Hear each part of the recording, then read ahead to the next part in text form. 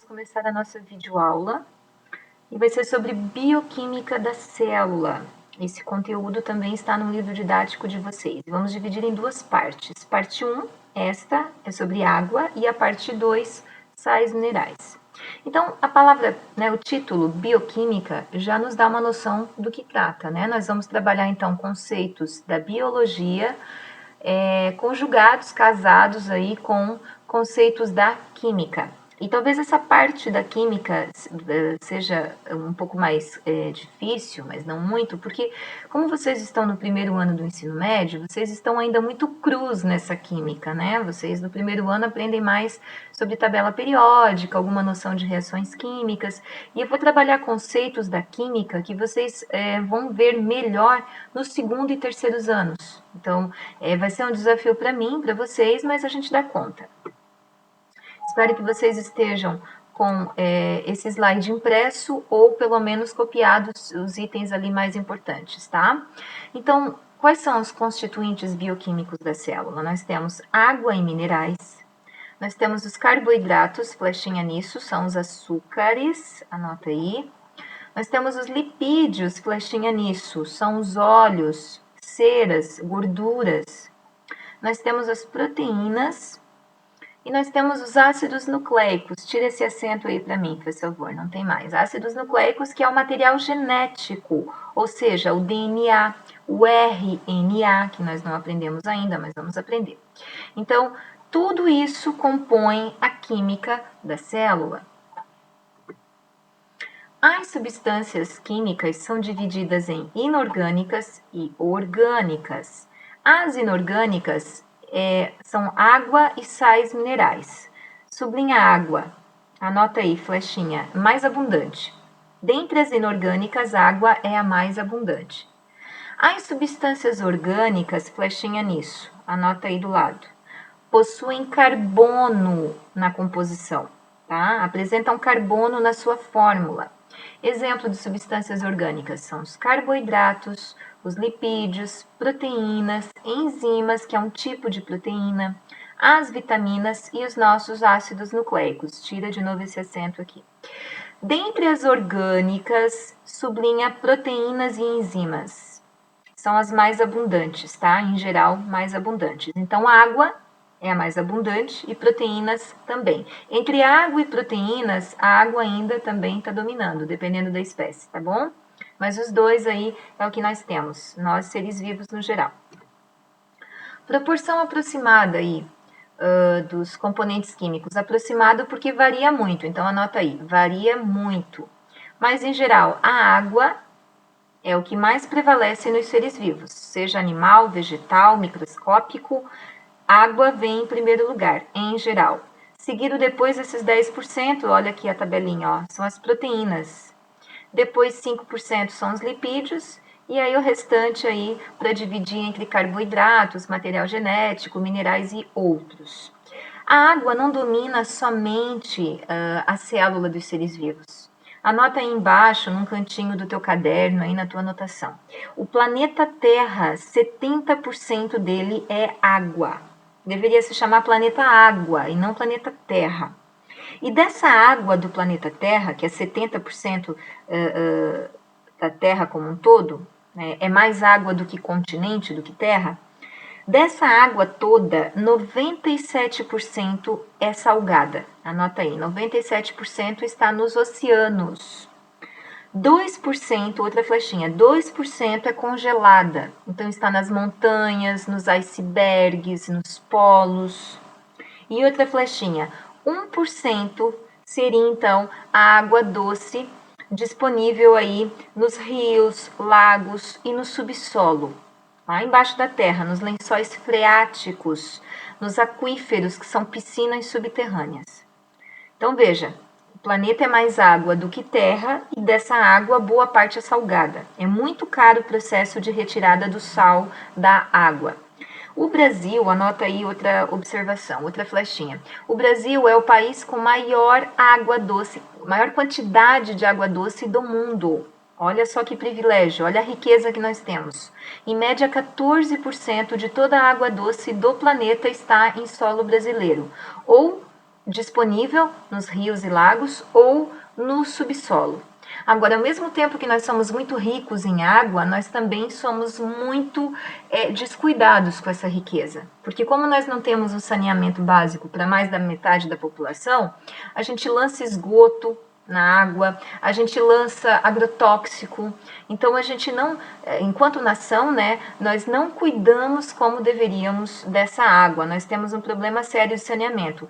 Estamos melhorando, mas a passos lentos, né? Tem projetos aí para serem votados, de repente até já foi e a professora não atualizou, mas nós precisamos resolver muito rápido essa questão do saneamento básico, porque nós estamos perdendo qualidade na nossa água. Então, nós temos em abundância, mas não vamos ter em quantidade, em qualidade. É uma pena, é uma tragédia isso. Vamos falar das propriedades da água agora. Primeira propriedade da água, polaridade. Flechinha nisso, anota aí. Agora isso aqui é química, tá, galera? Eu vou dar só uma noção porque não é a minha especialidade, mas biologia trabalha com química, então alguma noção a gente é obrigada a ter. Polaridade, anota aí, tem a ver com carga elétrica. Então, olha aqui esse desenho, esse infográfico aqui no canto. A gente sabe a fórmula da água, H2O. Ou seja, 2 átomos de hidrogênio ligados com um átomo de oxigênio, certo? Isso é água. Os átomos de hidrogênio apresentam carga elétrica positiva. O átomo de oxigênio, carga elétrica negativa. Essa questão de ter carga é importante para as próximas propriedades que a gente vai ver, tá bom? Segunda propriedade da água é coesão. Coesão e adesão. O que é a coesão? Flechinha nisso aí. Coesão é a união, coloca aí, é a união entre moléculas de água. Então, uma molécula de água se junta com outra, com outra, com outra, isso é a coesão. Elas formam pontes entre si, as chamadas pontes de hidrogênio, tá? Essa união entre moléculas de água. Isso é bem importante, porque essa capacidade de se unir vai levar a uma outra propriedade da água também importante, que é a tensão superficial. Então, já faz uma flecha aí, ó. Coesão leva à tensão superficial. Mas o que é a tensão superficial da água? É uma outra propriedade dentro da química que é importante. O que é a tensão? Coloca aí, flechinha nisso. É a resistência da água. É a resistência da água. Vamos colocar isso na prática. Sabe aquele mergulho que você vai dar na piscina e vai de barriga? Dói, né? Parece que você está mergulhando em concreto. Por quê? Porque as moléculas de água estão tão unidas que elas criam uma resistência. Isso também permite que insetos caminhem sobre essa água, né? Insetos não tão pesados, obviamente, tá bom? Outra propriedade da água é a adesão. Flechinha nisso. O que é adesão? Adesão é quando a água, a molécula da água, adere a um composto orgânico. Então, a molécula se gruda a uma outra substância. Coesão, água com água. Adesão, água com outra substância. Exemplo, quando você derrama água no papel. Papel é matéria orgânica, é feito de celulose, de açúcar, vem lá das plantas. Então, quando você derrama água no papel, a água gruda no papel. Você não consegue mais pegar a água de volta, diferente do plástico. Então, a água e o papel apresentam uma adesão alta. A coesão e a adesão é importante para essa função aqui, ó. Vai ajudar a transportar substâncias dentro dos seres vivos. Então, você tem água nos animais, formando sangue, por exemplo, e você tem água nos vegetais, formando a seiva. Então, essas duas propriedades da água facilitam essa função. Outra coisa importante também é a capilaridade da água. Capilaridade é a capacidade de se espalhar, de se diluir. Tá? Então a água ela tem essa capilaridade, ela vai como é que eu vou dizer, se espalhando entre as células, entre os tecidos, tá? Isso é muito importante também lá nos vegetais, lá na seiva dos vegetais. Os animais têm sangue, os vegetais têm seiva, que é o líquido que corre dentro da planta que dá vida. O sangue dá vida aos animais e a seiva é responsável pela vida dos vegetais. Outra propriedade importante da água está aqui, ó, elevado calor específico. O que é calor específico? Flechinha nisso. O calor específico é uma propriedade dentro da física que diz o seguinte, tá? Anota aí, calor específico. É a quantidade de energia ou calor necessária para aquecer uma substância. Vou repetir. É a quantidade de energia ou calor necessária para aquecer uma substância. O conceito é um pouco mais difícil. É a quantidade de calor necessária para aquecer em 1 grau cada 1 grama de determinada substância. Mas aqui a gente está simplificando. Vamos traduzir isso. Sabe aquele dia de calor horrível e aí você vai para a beira da praia, calor, a areia tá quente, você tá fervendo, irritado e põe o pezinho lá no mar e tá um gelo? Ou lá na piscina, quente, a borda tá pelando e tu põe o dedinho lá, a ponta do dedo do pé na piscina e a água tá um gelo? Por quê? Por que a água não esquenta tão rápido? Por causa dessa propriedade. A água demora a esquentar. E ela também demora a esfriar. Então, ter um alto calor específico é isso. Demora mais para aquecer e resfriar. Tá? E por que isso é importante? Justamente porque dá estabilidade ao meio intra e extracelular. Coloca aqui um R, celular. Ou seja, o que é o intra, flechinha nisso? Quer dizer dentro. E o que é o extra, flechinha nisso? Quer dizer fora.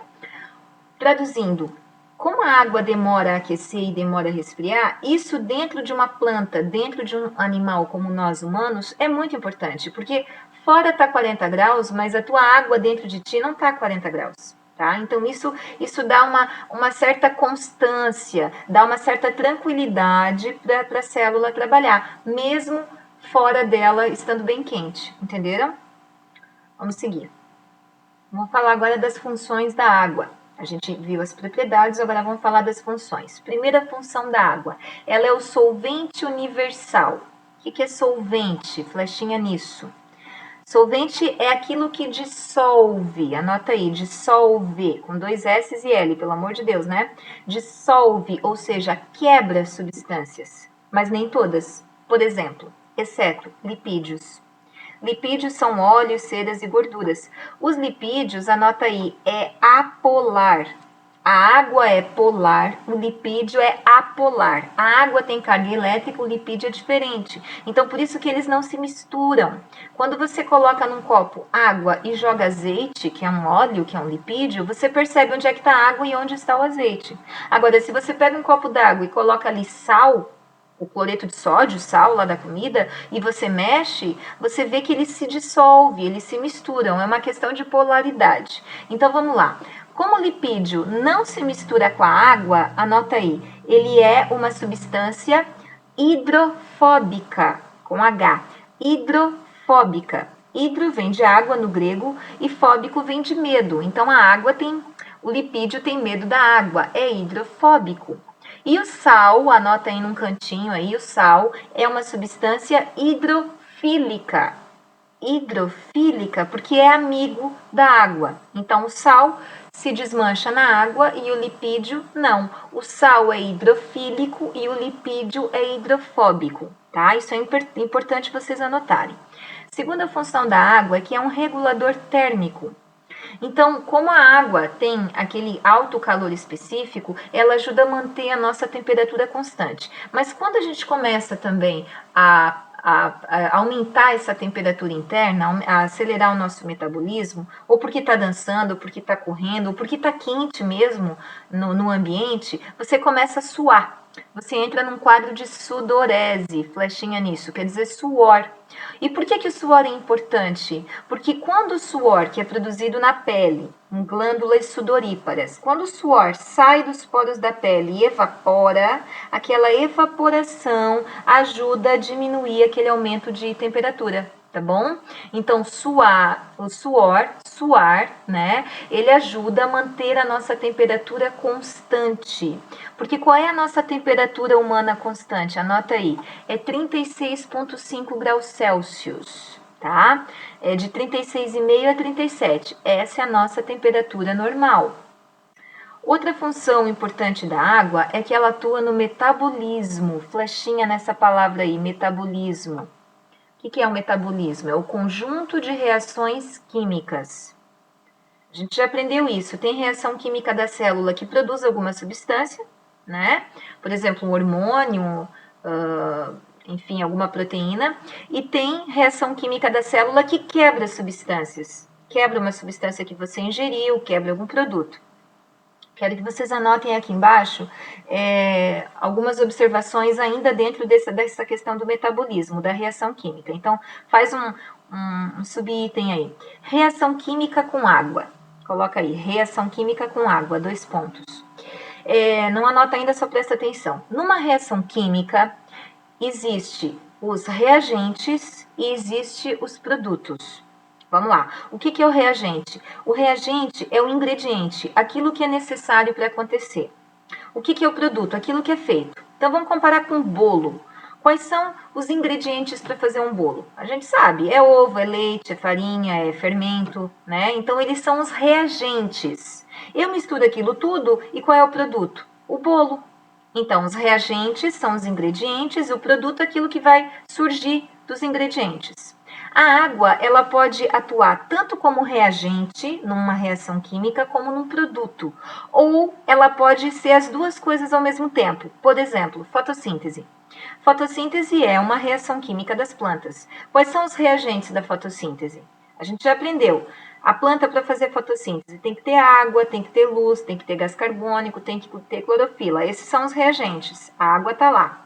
Quais são os produtos da fotossíntese? Bom, com tudo isso, ela vai produzir glicose, que é o alimento, vai produzir oxigênio para a atmosfera e vai produzir água. Então, veja, na fotossíntese tem água no reagente, tem água no produto. Agora, o que seria uma reação de desidratação? Anota aí, desidratação. Flechinha. A gente sabe, desidratar é perder água, certo? Então, anota aí, desidratação é quando a água atua como o que, galera? Reagente ou produto na desidratação? Se eu perco água, produto. Então, desidratação é quando a água atua como produto.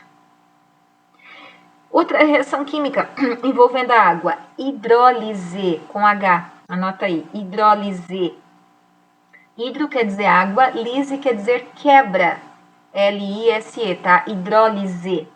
Então, o que é a reação química de hidrólise? A água atua como reagente. Exemplo de digestão. Então, na reação de hidrólise, a água é o reagente. A água vai quebrar uma substância, ela vai atuar ali. Na desidratação, a água é o produto, ela vai ser perdida. Entenderam? Isso é bem importante, tá? Hidrólise e desidratação. A água também, voltando para cá, a água também atua no transporte de gases e substâncias. Por quê? Flechinha nisso. Porque ela está no sangue dos animais e na seiva dos vegetais.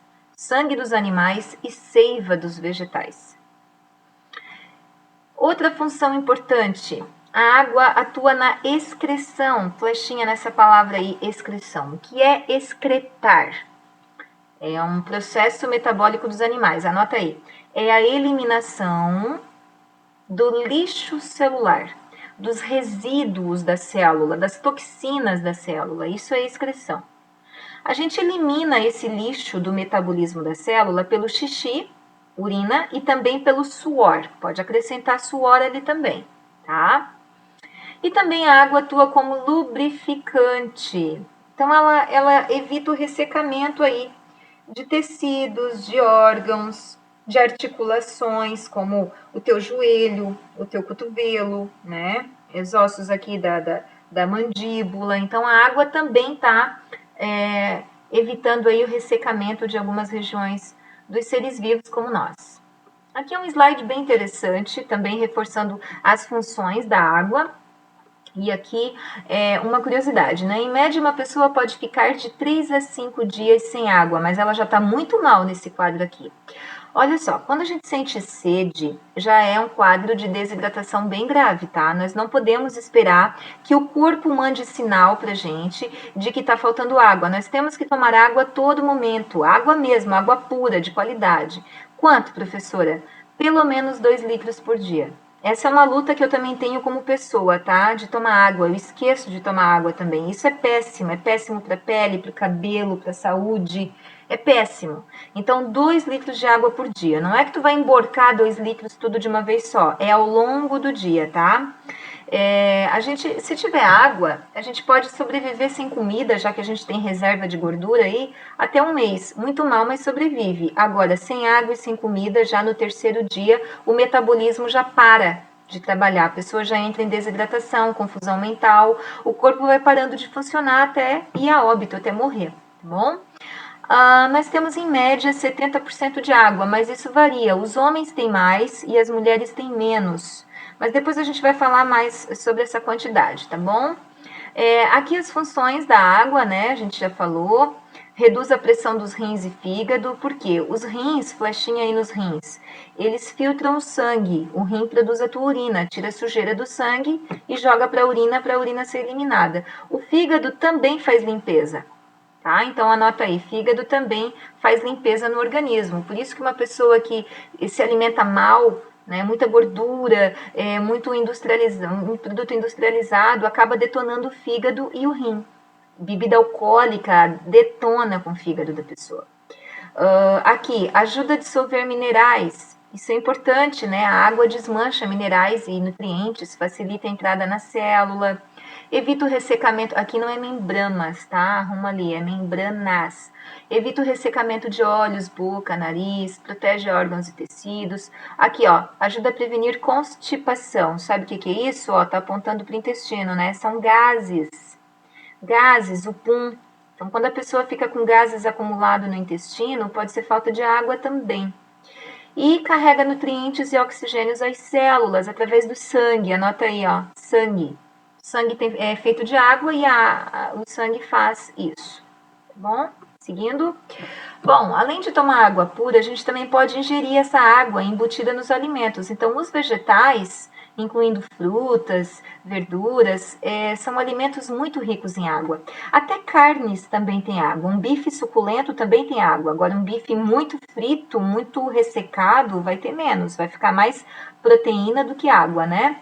Mas os alimentos também nos dão água. A variação da taxa hídrica, vamos lá, fica comigo. Varia de acordo com a espécie, então, por exemplo, a água viva, 95% dela é água, mas já nós, seres humanos, em média, 65%. Agora, veja bem, não é que tu tem água solta aí no teu corpo. Essa água está dentro das células, está dentro dos tecidos. Por exemplo, o teu dente, o teu osso tem água. Mas professor, é rígido, como é que pode? Tudo bem, tem mais mineral do que água, mas tem água lá dentro, tá? Também essa quantidade de água varia de acordo com o tecido. Por exemplo, o sangue, de 81% a 90% é água. Já o osso, em média, 20%. Outra variável aí, idade. Quanto mais velha a pessoa, menos água ela vai ter nas células. Por isso que uma pessoa idosa, ela tem um metabolismo mais lento. Tudo nela vai funcionar mais lentamente. Por quê? Porque ela já não tem mais a mesma capacidade de reter essa água nas células. Envelhecimento é isso, né? As coisas vão trabalhando de forma mais precária. Isso é envelhecer, isso faz parte. Vocês também estão envelhecendo. A partir do momento que vocês são feitos lá no útero da mãe, vocês estão em processo de formação e depois de formados, envelhecimento. Crescer é envelhecer, né? É isso aí, faz parte. Esse slide é bem interessante porque ele traz na linha do tempo, ó, a tua idade, acompanha aqui comigo, e a tua taxa de água. Então, de 0 a 2 anos, olha quanta água tem no corpinho do bebê. Agora, já vai diminuindo, ó, de 5 a 10. De 10 a 15, ó, a tua faixa etária. De 15 a 20, ó, tu pode estar nessas duas faixas etárias aqui, ó, de 60 a 63%. A minha faixa etária aqui, 40 anos, 50 a 58%. E 60 anos ou mais. Aqui acho que é errado o símbolo, né? Deveria ser menor ou igual a 50, aqui está maior. Então, em torno de 50%. Então, a gente nasce com uma quantidade grande e no final da vida isso vai reduzindo. Claro que varia também, né? Depende da alimentação dessa pessoa, o quanto que ela ingere de água, mas em média é isso. Também o metabolismo, tá? Quanto mais metabolismo tiver um tecido, mais água ele precisa. Então, por exemplo, olha aqui, esses órgãos aqui, ó. São órgãos que têm um metabolismo muito alto. Por isso que eles precisam de bastante água na sua composição para poder trabalhar bem, tá? Nas suas células. Sais minerais é a parte 2, tá bom? Então, vamos encerrar essa primeira parte aqui.